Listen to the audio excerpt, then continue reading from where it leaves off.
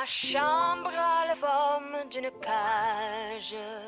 Le soleil passe son bras par la fenêtre. Les chasseurs à ma porte comme les petits soldats qui veulent me prendre. Dos elementos muy concretos.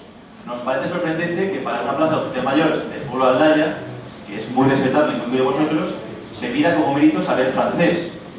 Saber francés, pues no digo que no sea interesante, pero en una plaza de mayor que se valore como mérito el saber francés, pues nos gustaría que la alcaldesa nos explicara, porque no lo ha firmado ella, pero sí que pone su nombre, nos explicara por qué cree que es importante valorar que el oficial mayor sepa francés.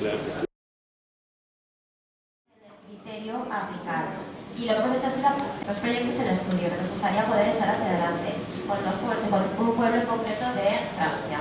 Entonces, ahora estamos, pues sí, nos costó mucho trabajo intentar comunicarnos, intentar hacer los escritos en francés, y como partimos de la base de conocimiento de idiomas, inglés es el idioma más